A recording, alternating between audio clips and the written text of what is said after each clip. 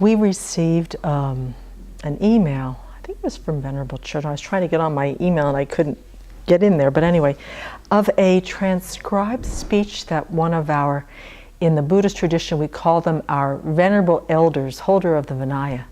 His name is Venerable Bhikkhu Bodhi, who gave an address on Vesak, which is considered to be one of the Buddhist most holy days in the year, where we celebrate the Buddha's birth, his awakening, and his parinirvana.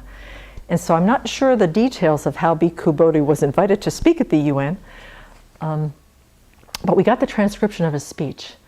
And there's a few things. First, I was going to touch on a few points because it's a very powerful speech, but I'm just going to read it today because I ended up underlining everything in the speech. And the part that I love about this is that we have heard over the years that Buddhists aren't socially engaged people. We like to live up on mountaintops and meditate on our navels and just leave the world and not get involved. Well, hopefully after you hear this speech, you will have perhaps a different idea about Buddhists and how taking the Buddha's teachings, particularly the teaching on the Four Noble Truths, and using it as a compassionate, compelling force on how we can affect change in the world. So this was on May 7th of this year at the UN. Venerable members of the Sangha, Your Excellencies, distinguished guests, we have gathered here today in the hall of the General Assembly at the United Nations to celebrate Vesak, the day that commemorates the birth, the enlightenment, and the parinirvana of Lord Buddha.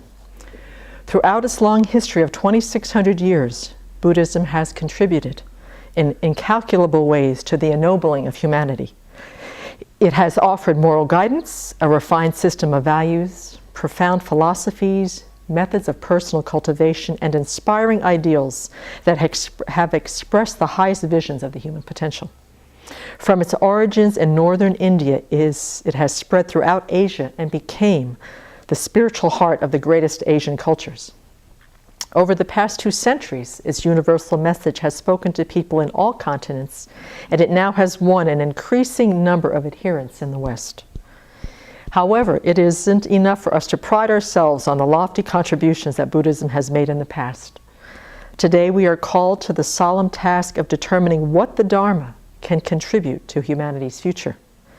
This task is especially critical because global developments are throwing into question the prospects for a continuing human presence in the world. Thus, the mission facing us as followers of the Dharma has become inescapably urgent. The threats to the future of human civilization are evident on several fronts. I will mention just 3. These have been analyzed by commentators better qualified than I am, and thus I will merely touch on them. My main concern is to see how Buddhism can offer an antidote to these harmful tendencies. One which we all know well is the persistence of war and conflict. Although the Cold War that engulfed the world for almost 50 years melted in the early 1990s, it has been replaced by wars of different nature. Communal wars, ethnic wars, and now by the all-encompassing war on terror, which pits the most powerful nation on earth against sinister teams of terrorists hiding in mountain enclaves and crowded cities. What makes war so risky is that a large number of nations now have the material and know-how needed to create nuclear weapons. When hostilities reach a certain pitch, there is always the risk that one country or a rogue group, in a gesture of desperation, will use such a weapon, thus setting off a chain of nuclear attacks that will leave deposits of radioactive waste enduring for centuries. But the horror of war is not confined to nuclear weapons. New weapons, potent and deadly, have given war a chilling, impersonal quality it never had in the past. A second disturbing problem is the widening gulf between the small, rich elite and everyone else. Such a divide has always existed, of course, but has become sharper and more polarizing. The rise of free market ideology allows a few with strong ambition, affluence, and power to manipulate the world's economic systems to their advantage. Thus, they have been fueling more and more of the world's wealth upward to themselves while letting the poor sink even into ever more degrading poverty. Even those in the middle class find themselves holding the bad end of a nasty deal. Gateways of opportunity have narrowed, and many middle-class people are slipping from their comfortable perch into a chasm of debt, homelessness, hunger, and poverty. Such is the current situation in the US and Europe, where governments subservient to corporate and financial rajas push austerity, a code word for crushed hopes and broken dreams, on people from the middle and working class. These austere policies in the developed world mean even harsher conditions for folks in traditional countries, breeding resentment and the potential for violent throwback. The third major crisis we face is escalating climate change, especially global warming. Because the change of the climate is slow, gradual, and hard to reverse, it is particularly insidious. Over the past couple years, we have already had a taste of what climate change will entail in decades to come. We've seen torrential floods in Pakistan, Sri Lanka, and Thailand, which uprooted millions of people from their homes, claimed thousands of lives, ruined fertile land, and delivered an economic blow in billions of dollars. The same countries, and many in Central Africa, have had to endure prolonged droughts, record heat waves, and bizarre weather events. These overturn the lives and livelihoods of farmers whose survival depends on regularities in the weather. The situation will become even starker in the future as supplies of fresh water become scarce and the oceans rise, encroaching on coastal lowlands, inundating cities and swallowing up small island nations. When we look at the current global situation, the question we should ponder is, how can the Dharma help to ameliorate these weighty problems? Before I mention my own thoughts on this question, I think it's important to note that Buddhism is not an evangelizing religion, which means that for people to make use of Buddhist teachings, it isn't necessary for them to undergo formal conversion. The Dharma can offer insights, values, ideas, and practices that people of any religion and those without any formal religion can adopt and apply for their personal needs and as solutions to social problems. I think this is a special strength of Buddhism that we should recognize and appreciate. The first key that Buddhism can offer is to help us tackle the threats to human civilization. That first key is the teaching that lies at the core of the Dharma, namely the Four Noble Truths. The Buddha taught the Four Noble Truths primarily as a tool for diagnosing personal suffering, psychological suffering, and the suffering intrinsic to life in samsara. But the same formula can be used as a lens for understanding our collective predicament. The Four Truths are the fact of suffering, its origin, which is craving and ignorance, its resolution by ending craving and ignorance, and the Noble Eightfold Path as a way to end suffering. The Four Noble Truths are thus fundamentally concerned with the true nature of suffering and happiness and the causes that underlie them. The causes of social disorder are essentially the same as those behind personal suffering.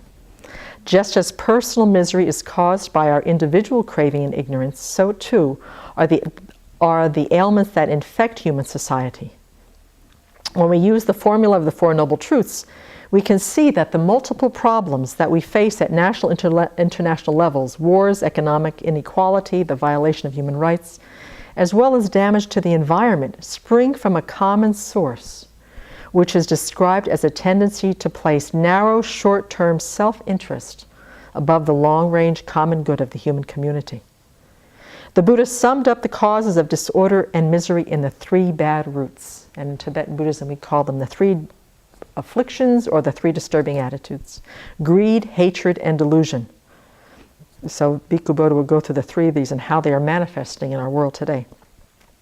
Today, the prevalence of greed, coupled with our technological capabilities, has led to a phenomena that might be called the commodification of the world. Under the influence of free market ideology, we regard everything we encounter as having no other value than its utility value, its potential as a commodity. We look at the natural world as nothing but a source of raw materials for making products to gratify human desires. We forget the precious value of every human being and think only of how people can serve our private or corporate ends as customers, clients, or consumers. Thus, the world becomes a battleground marked by relentless competition where each seeks to prevail over the other.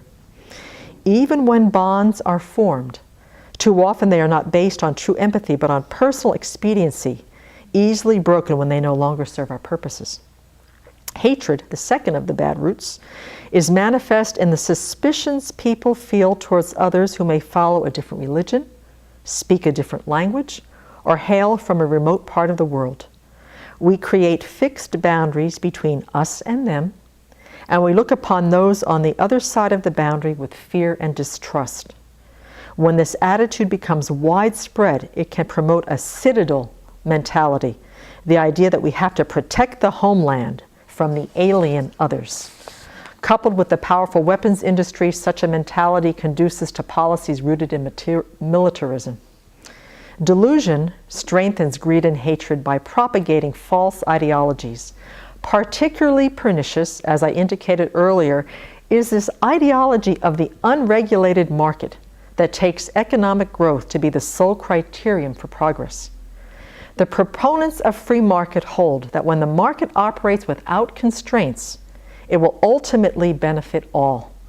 Yet after 30 years of free market dominance, the hollowness of this promise is blatant. The gap between the rich and powerful elite on one side and everyone else on the other grows wider. Economies totter on the edge of collapse, and too many people struggle for the necessities of life on a planet overloaded with toxic waste. Okay, so there he's laid out the three disturbing attitudes and how they manifest in our world. So we're looking at the truth of suffering and the causes of suffering, the first two noble truths.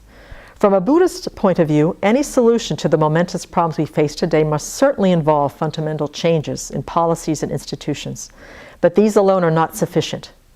What we also require, as the Buddha emphasized so often, is inner change, changes in our understanding, our attitudes, and our ethical standards.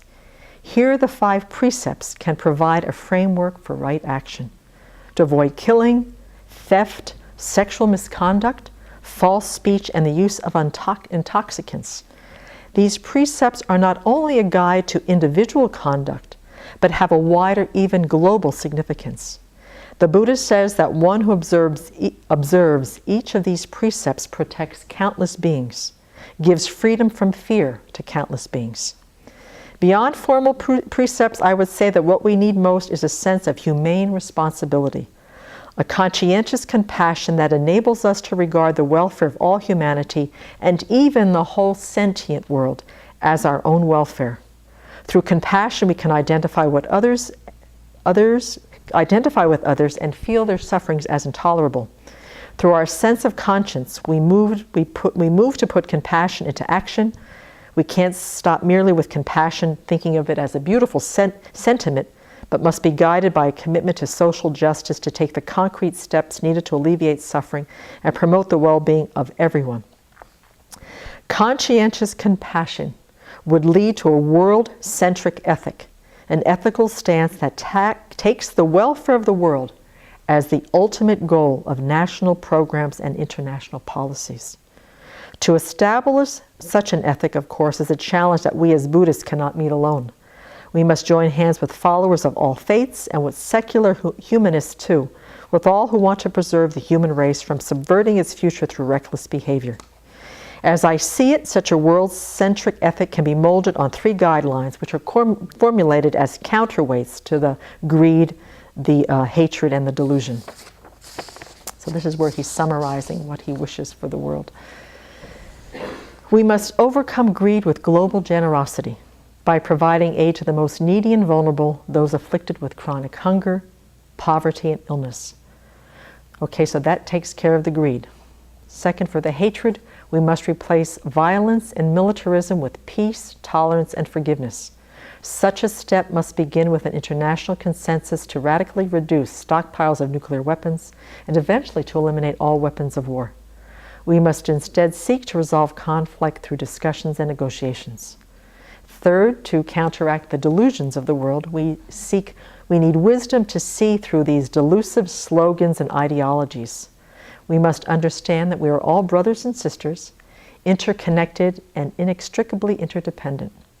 Irresponsible behavior anywhere has repercussions that can spread everywhere, while good action will ripple out, have an impact on others, and be reciprocated by goodness. To propose such ideas might seem like wishful thinking, but if we reflect, we would see that this program rests on a solid pragmatic foundation. It is rather the other alternative that involves wishful thinking. The idea that military domination, ruthless economic competition, financial manipulation, and environmental neglect can be pursued without jeopardizing our prospects for survival. To pursue our narrow self-interest, including ethnic and national interest, without regard for the consequences is to endanger the whole global community, ourselves included. To subordinate our private interest to the common good is to promote our own real long-term good, which depends on peace, social justice, and a stable environment. In today's world, the teachings of the Buddha can show us how to develop such a universal consciousness. The Dharma offers a clear understanding of the nature of happiness and suffering. It offers a deep view of the causes of suffering and the way to eliminate them. It offers an ethic of simplicity, harmlessness, and restraint. It offers a profound analysis of the mind and the means of mental transformation. It offers a sense of universal responsibility, founded upon the great virtues of loving kindness, compassion, altruistic joy, and impartiality. These are some of the guideposts that the Buddha set up for the world during his time on earth. As heirs to his teachings, it is our responsibility to practice them and pass them on as the distinctive contribution of Buddhism to the future of human civilization.